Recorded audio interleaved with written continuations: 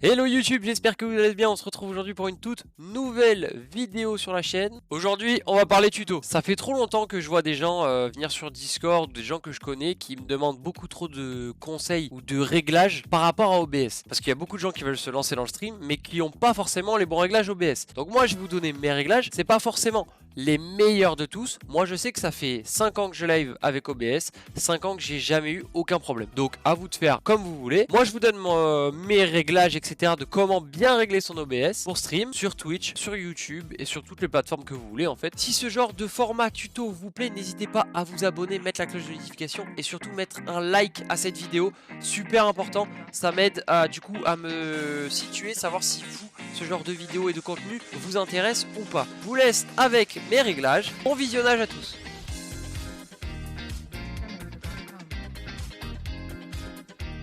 Déjà dans un premier temps les amis, on va aller télécharger OBS. Vous irez directement dans la description, il y a le lien pour télécharger, vous tomberez là-dessus.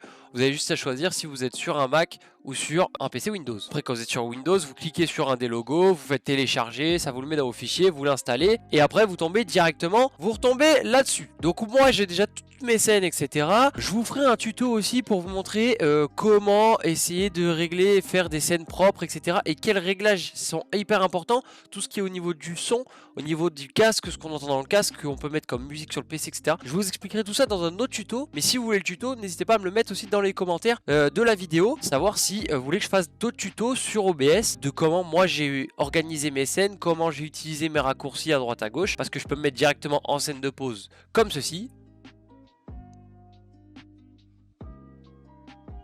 Et je reviens directement ici. Donc voilà, il y a plein de transitions, il y a plein de choses. Il y a l'overlay juste ici pour ma caméra. Mais là aujourd'hui, c'est pas l'intérêt de la vidéo. Aujourd'hui, ça va être vraiment de venir aller dans tout ce qui est des paramètres et dans les réglages. Donc du coup, on va aller dans les réglages. On va s'y retrouver tout de suite et on va aller dans les générales. Vous tombez directement sur général, vous choisissez la langue que vous voulez bien évidemment. Moi, je parle français, donc forcément, je vais mettre du français. Donc après, le thème, ça c'est pareil. Ça c'est à votre goût. Vous allez peut-être pas tomber sur ce thème-là. Du coup aussi, c'est le thème par défaut. Ça, mais après, vous avez plein d'autres couleurs possibles pour votre Discord, ça c'est pour votre OBS pardon. Vous avez plein de thèmes pour l'affichage en fait de votre OBS tout simplement. Donc au niveau des réglages, vous allez pouvoir faire un petit peu tout comme moi. Ici normalement je pense que j'ai pas touché grand chose ici.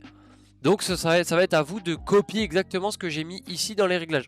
Je vais être un peu plus précis dans le reste parce que c'est là qu'il va falloir être précis. Là dans le général normalement rien n'a été touché. Je vous laisse mettre pause à la vidéo quand est-ce que vous voulez. Dans les projecteurs on n'a rien activé. Dans les zones de notification on les a activées. Les aperçus tout est désactivé. Importateur pareil désactivé. Mode de studio on l'a affiché en étiquette d'aperçu ou de programme. Et voilà, et après on a tout activé aussi pour le multiview horizontal aux 8 scènes. Voilà, c'est comme ça qu'on l'a mis. C'est comme ça que moi mes réglages ils sont dans général. Ensuite on va aller dans le stream. Donc là dans le stream moi je suis sur un setup où on a actuellement, moi c'est pour live sur YouTube cette scène là. Ça c'est un truc que je vous montrerai aussi. En gros vous allez ici après dans vos profils, dans vos collectes de scènes pardon. Et dans les collectes de scènes ça va changer entre soit en fait votre chaîne Twitch, soit votre chaîne YouTube. Après je pense que la plupart des gens vont live sur Twitch, mais ça c'est pas le problème. Vous cliquez sur le truc Twitch, vous alliez votre compte Twitch à votre compte OBS et vous allez pouvoir directement, dès que vous lancez un stream sur OBS, ça va se lancer directement sur votre chaîne Twitch. Ça c'est pas très compliqué. Donc là on a par exemple, ça c'est assez important, on a actuellement les paramètres qui nous sont recommandés. Donc sur un débit vidéo de 51 000 kbps, c'est énorme. Moi je vous le dis, c'est énorme. Mais au niveau du son, c'est 160. Vous allez voir, moi les réglages, j'ai jamais touché et on a quand même une qualité de vidéo qui est bien. Le son est bien aussi. Donc pour moi, là voilà, ce qui est des recommandations, franchement c'est pas à regarder parce que 51 000 c'est vraiment énorme pour un live et tout. Pour un enregistrement de vidéo, pourquoi pas, mais pour un live c'est vraiment énorme. Sauf si vous avez vraiment un PC de fou malade. Ensuite, on va rentrer vraiment dans le vif du sujet là maintenant tout de suite. C'est au niveau de la sortie. Déjà vous allez vous mettre en mode avancé. Tout là-haut c'est hyper important. En 2024 il y a trop de gens qui se mettent encore en mode pas avancé. Moi déjà je peux même pas changer. Je sais même pas pourquoi je peux pas changer d'ailleurs. C'est très bizarre que je puisse pas changer. Mais vous allez vous mettre en mode avancé tout simplement. Et là vous allez avoir le côté streaming, le côté enregistrement et le côté audio. Tampon de relecture, ça on s'en fout. Je vous le dis, on s'en fout total. Donc tout ce qui est dans la catégorie streaming, c'est tout ce qui va toucher à vos lives. Donc ça va être tous les paramètres de live. Donc là je peux pas rec, mais normalement vous mettez en piste audio 1, ça vous touchez pas. Paramètres de stream. L'encodeur, moi j'ai une carte graphique Nvidia GeForce. Donc pour moi je me mettrai en Nvidia NVENC H264. Pour la résolution, je garde la résolution de mon PC. Pour voir la résolution de l'écran de mon PC, c'est tout simple. regardez, je vous le montre. Donc là, on ferme ça. Vous faites clic droit, vous faites Display Setting. Donc moi, pour moi, il est en anglais. Donc vous, ce sera réglage personnalisé. Vous allez aller directement, en fait, ça va être dans la résolution de vos écrans. Moi, vous voyez que j'en ai deux juste ici. Et vous allez voir juste ici, la résolution de mon écran principal actuellement, c'est 1920 par 1080. Donc vous allez mettre exactement la même chose sur votre OBS. Donc on retourne dans les paramètres. On va dans la sortie et vous allez mettre la même échelle. Ensuite, pour les paramètres de l'encodeur, vous avez tout qui est écrit ici. Vous mettez en CBR. Le mieux c'est vraiment le CBR. Et moi personnellement pour le stream, j'ai quand même une bonne connexion, j'ai la fibre et j'ai un test débit qui est à peu près à 160, 150 à peu près en moyenne. Donc je me mets à 8000 pour pas avoir de perte de paquet, parce qu'en fait si plus vous mettez de débit d'image ici, plus votre qualité de stream va être importante. Sauf que plus ça va demander d'énergie à votre PC et de connexion. Et vous savez, c'est quand même beaucoup plus propice si vous demandez beaucoup plus d'efforts à votre PC qui est des bugs. Moi à 8000 j'ai zéro bug, j'ai jamais de bug quand je fais un live, j'ai jamais de lag ou quoi, j'ai jamais de perte d'image. Donc moi je vous conseille 8000 si vous avez une connexion qui est peut-être lambda. Et si vous voyez que votre live a des pertes de paquets, vous diminuez. Et si vous voyez que vraiment par contre votre PC il est vraiment facile, bah vous pouvez augmenter à 10 000, 15 000, 20 000. Je pense que 20 000 c'est le max, après ça commence à être vraiment beaucoup trop. Ou alors il faut vraiment avoir une connexion de fou, être tout seul dans la maison, etc. Ensuite, intervalle d'image clé. Vous allez mettre 0 secondes. Pré-réglage, vous allez mettre en qualité. Moi je me suis mis en qualité, c'est tout simplement, vous avez plein de trucs, faible latence, performance et tout avec faible latence. Qualité maximale, moi je me mets en qualité, ça suffit très très bien. Pour le profil, vous allez vous mettre en high. Vous allez pouvoir mettre main ou baseline. Vous mettez en high. Vous faites prédiction décoché, amélioration psychovisuelle activée. Votre GPU vous le mettez à 0. Et votre nombre maximal de B-frame, j'ai parlé un peu anglais, hein, oui, j'ai fait de l'anglais un peu quand j'étais petit. Vous mettez à 2. Voilà, tout simplement. Ça, c'était pour ce qui est des réglages stream. Ensuite, ce qui va être au niveau du réglage d'enregistrement, ça va être vraiment à votre bon vouloir. Moi, je me suis mis en type standard pour les règles d'enregistrement pour faire des vidéos YouTube, comme je suis actuellement en train de faire. Moi, je me suis mis en standard. Ensuite, pour ce qui est du chemin d'accès à l'enregistrement, en gros, ça va être le chemin où vous voulez que vos vidéos se mettent une fois qu'elles sont terminées. Une fois que vous avez fini l'enregistrement de la vidéo, elle va se mettre sur un fichier sur votre PC. C'est à vous de choisir l'emplacement. Moi, j'ai créé un dossier Rush Vidéo que j'ai mis tout simplement dans mon data center. Et comme ça, dès que je veux aller chercher une vidéo, elle arrive directement dans ce fichier Rush Vidéo, je la retrouve, elle est datée d'aujourd'hui. Et donc du coup, j'ai plus qu'à la mettre sur mon logiciel de montage et faire le montage. Ou l'envoyer à mes monteurs quand j'ai besoin de faire une grosse vidéo YouTube. Le format, ça c'est très important. Faites attention à bien laisser le format en MP4. Parce qu'il y a souvent des MOV, des points MOV. Et ça c'est assez compliqué parce qu'après, il faut aller sur des sites internet pour convertir la vidéo de MOV en MP4. Donc c'est assez compliqué. Mettez-vous en MP4 directement, comme ça tous les logiciels de montage vont reconnaître vos vidéos et vous allez pouvoir monter votre vidéo tout simplement. L'encodeur, la même chose, la résolution c'est la même chose, et après on redescend et là on a exactement la même chose qu'en streaming.